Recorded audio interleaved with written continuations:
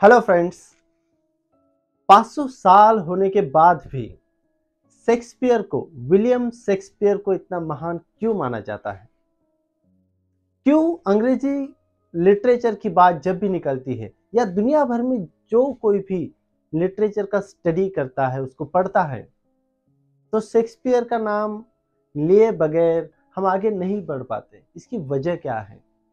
तो इसकी सबसे अहम वजह मैं आज आपको बताने जा रहा हूँ कि 500 साल होने के बाद भी शेक्सपियर का नाम हर किसी की जुबान पर होता ही है।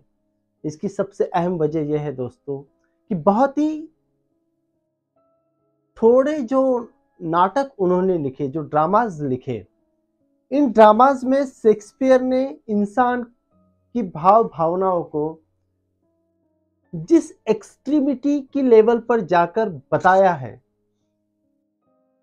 और हमें समझाने की कोशिश की है कि हम जब बर्बादी की तरफ बढ़ जाते हैं तो होता क्या है, इंसान की जिंदगी में ट्रेजेडी होती है तो होता क्या है, इंसान जब बेटा है तब क्या कर रहा है, जब वो पति है तो क्या कर रहा है, जब वो बाप है तो क्या कर रहा है, जब वो किसी का दोस्त है तो क्या कर रहा है, जब वो आम इंसान है तब क्या कर रहा है, और ये क्या करने में ऐसी कौन सी एक खामी होती है जो खामी इंसान को खा जाती है। उसी खामी को शेक्सपियर ने कहा हेमर्शिया। मीन्स हम बहुत सारे अच्छे गुणों से भरे पड़े हैं, लेकिन एक ऐसा अजीब सा गुण हमारे अंदर होता है जो नहीं होना चाहिए। वो बात, वो मैं उसे वर्च्यू नहीं कहूंगा, वो जो वाइस होता है, अ बैड क्वालिटी, वो इंसान को बर्बादी की तरफ, ट्रेजेडी की तरफ लेकर जाती है। और आज इस मॉडर्न एज में हम एक बहुत ही अजीब बात को लेकर जूझ रहे हैं, और वो बात है ओवर थिंकिंग। हर कोई ओवर थिंकिंग कर रहा है। Doctors, patients, engineers, students, teachers, parents, professors, competitive exams की स्टडी करने वाले, हस्बैंड, वाइफ, पेरेंट्स, बच्चे, हर कोई ओवर थिंकिंग का शिकार हो रहा है। इस ओवर थिंकिंग की वजह क्या है? क्या वजह है कि हम ओवर थिंकिंग में चले जाते हैं? तो इस ओवर थिंकिंग की सबसे अहम वजह है कि कुछ बातें हमारे साथ होती है,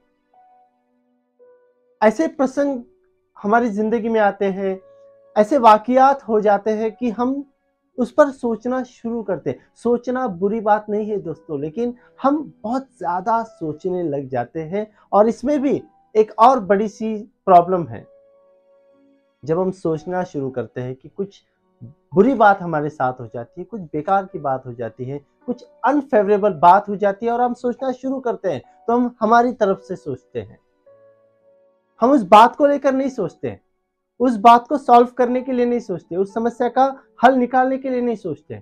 हम सोचते हैं कि मुझे क्या लग रहा है, मुझे सही क्या लग रहा है। ये ओवर थिंकिंग की सबसे बड़ी बात होती है, और ओवर थिंकिंग एक बहुत ही बड़ी बीमारी का नाम है। मैं आपको एक कहानी बताने जा रहा हूं आज। शेक्सपियर का ऑल टाइम हिट जिसे माना जाता है, जब भी शेक्सपियर का नाम आता है तो हेमलेट का नाम आए बिना हम आगे नहीं बढ़ पाते। हेमलेट एक ओवर थिंकिंग का शिकार बन चुका है, जिसकी वजह से हेमलेट को आखिर में मरना पड़ता है। क्या होता है? हेमलेट है, एक पढ़ा लिखा लड़का है, अच्छा है, समझदार है, सुलझा हुआ है, लेकिन उसके बाप का खून हो चुका है। और जब उसके पिताजी का खून हो चुका है तो उसे लगता है कि मेरे पिताजी के भूत ने आकर मुझसे कह दिया है कि मेरा खून तुम्हारे अंकल ने, तुम्हारे चाचा ने किया है।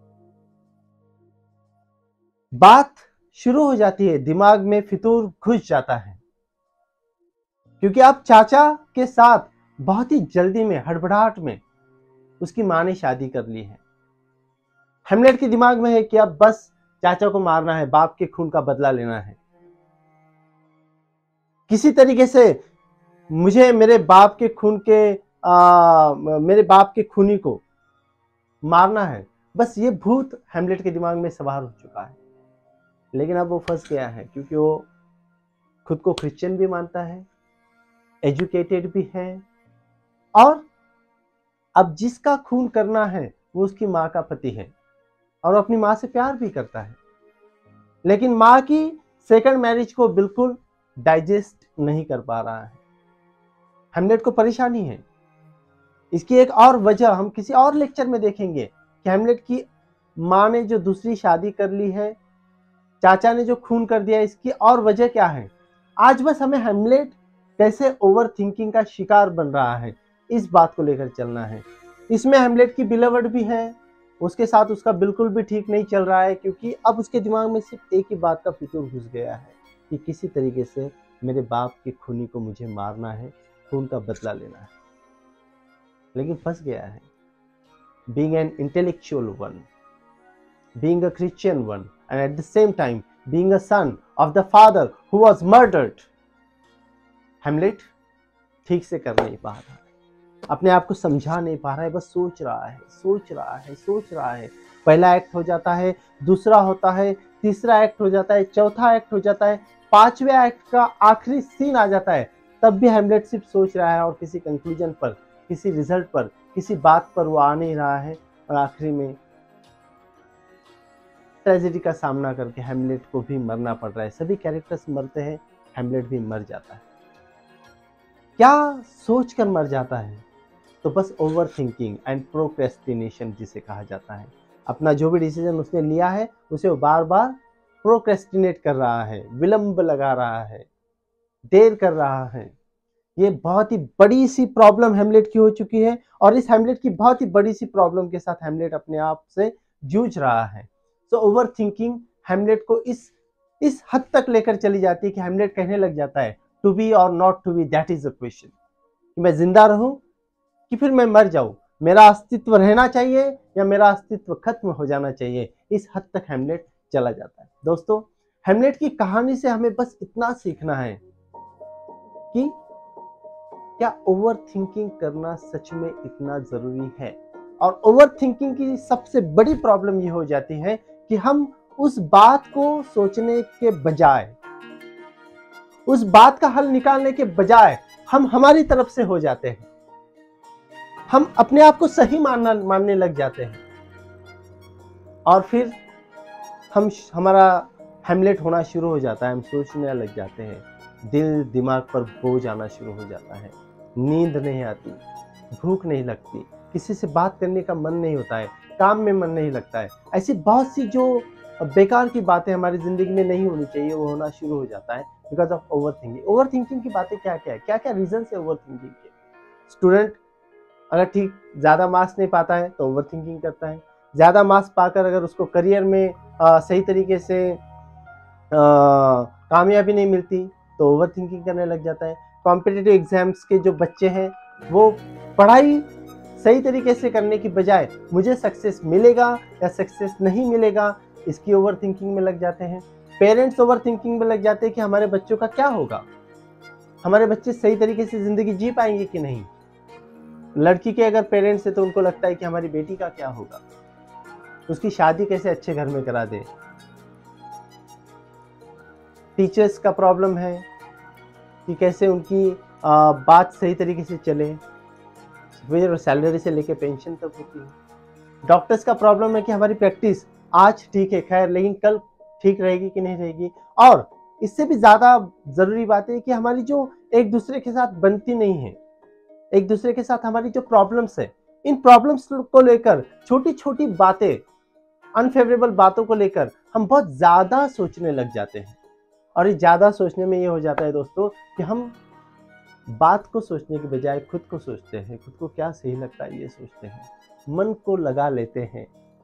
ओवर थिंकिंग की सबसे बुरी बात, सबसे बड़ा बुरा असर करने वाली बात अगर कोई होती है तो हम जो कोई वाकया हम हमारे साथ होते हैं, जो कोई प्रसंगों से हमें जूझना पड़ता है, उसमें हम अपने मन को लगा लेते हैं।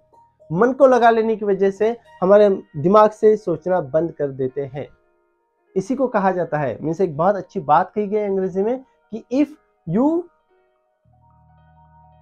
Feel your life is tragedy and if you think your life becomes comedy. Comedy बोले तो खुशी, don't take comedy means only comedy. Means अगर आपकी जिंदगी ट्रेजेडी है अगर आप मन को लगा लेते हो और आपकी ज़िंदगी कॉमेडी है, खुशहाल है, अगर आप सोचते हो तो ओवर थिंकिंग की जगह अगर हम प्रॉपर थिंकिंग पर ध्यान दें, सही थिंकिंग पर ध्यान दें, तो दोस्तों बहुत ही आसान तरीके से हम हर प्रॉब्लम का हल ढूंढ सकते हैं। बैठकर हम एक दूसरे से बात कर सकते हैं, बैठकर हम एक दूसरे से खुद से बात कर सकते हैं और बड़ी आसानी से हम ओवर थिंकिंग का शिकार न होते हुए हमारे किसी खास काम पर ध्यान देना शुरू कर सकते हैं। क्योंकि प्रॉब्लम तो चलती रहेगी, प्रॉब्लम किसे नहीं होती है, राजा से लेके रंक तक, भिखारी से लेके तो बिजनेस टाइकून्स तक सबको प्रॉब्लम्स होती है। लेकिन बहुत अच्छा इससे कहा जाता है कि प्रॉब्लम सबको होने के बाद भी प्रॉब्लम सॉल्व करने के लिए कभी पैसा लगता है, कभी लोग लगते हैं, और जब दोनों से भी प्रॉब्लम सॉल्व नहीं हो जाती है तो कभी वक्त लग जाता है। तो वक्त का इंतजार करते हुए आप इस वक्त को कैसे गुजार रहे हो, खुद के लिए कैसे बेहतर बना रहे हो। ओवर थिंकिंग का शिकार होकर अपने मन पर बुरा असर डालने की बजाय, करने की बजाय, अगर वही बात आप अपने किसी बहुत ही खास किस्म के काम में लगा देते हो, तो जो आने वाला वक्त है, जो सॉल्यूशन लेकर आने वाला है, तब तक आप तैयार रहते हो जिंदगी की लड़ाई लड़ने के लिए, रिश्तों को बरकरार रखने के लिए, खुद को साबित करने के लिए, सक्सेस पाने के लिए। मराठी में इसको बहुत अच्छा कहा जाता है कि म्हातारे मिले तो दुख नहीं, काल शोकावता है। मिस दुख इस बात का नहीं कि बुढ़िया मर गई है, दुख इस बात का हो जाता है कि जो वक्त है वो थम जाता है। प्रोक्रेस्टिनेशन, बार बार हम ओवर थिंकिंग में हर बात को बहुत ही नेगेटिव तरीके से लेना शुरू करते हैं। इसी बात को अगर आप सोचना शुरू कर देंगे, प्रॉपर थिंकिंग, ओवर थिंकिंग का इलाज हमेशा प्रॉपर थिंकिंग होना चाहिए। ओवर थिंकिंग का इलाज हमेशा होना चाहिए कि आप अपने किसी एक काम पर बहुत ही खास तरीके से ध्यान दे दें। ओवर थिंकिंग का इलाज ये हो सकता है कि आप थोड़ा रुके और वक्त का इंतजार करें। आप दोस्तों से मिले, उनसे बात करें। आप जिनसे झगड़ा हुआ है, जिनसे अनबन हुई है, जिनसे आपका जम नहीं रहा है, कुछ रिश्तों में दरारें आ गई हैं, उनसे बात करें। इंस्टेड कि आप अकेले बैठे हो और बस सोचते जा रहे हो। ये आपको खत्म कर देगा दोस्तों। शेक्सपियर के बहुत सारे कैरेक्टर्स या लिटरेचर में बहुत सारे कैरेक्टर्स ओवर थिंकिंग का शिकार थे। हैमलेट उसमें सबसे ऊंचा कैरेक्टर माना गया कि just because of that over thinking Hamlet meets his tragedy. तो दोस्तों, ओवर थिंकिंग करने के बजाय हम कुछ और करते हैं। चलो बात करते हैं, चलो बात सुनते हैं, चलो एक दूसरे को समझते हैं, एक दूसरे के मन की बात करते हैं, एक दूसरे के मन पे अच्छा प्रभाव डालते हैं, अच्छा असर करते हैं। जैसे मैं चाहता हूँ कि मेरे मन को कोई ना दुखाए, वैसे मैं जिनके साथ जी रहा हूँ वो भी चाहते हैं। अगर हम ऐसा कर पाएंगे तो ओवर थिंकिंग करने के बजाय प्रॉब्लम सॉल्व हो जाएगी और हम एक बेहतर ज़िंदगी की तरफ आगे बढ़ जाएंगे। So friends, I just wish कि ये सारी बातें आप और मैं समझेंगे और एक बेहतर ज़िंदगी की तरफ हमारा कदम बढ़ जाएगा। So thank you very much.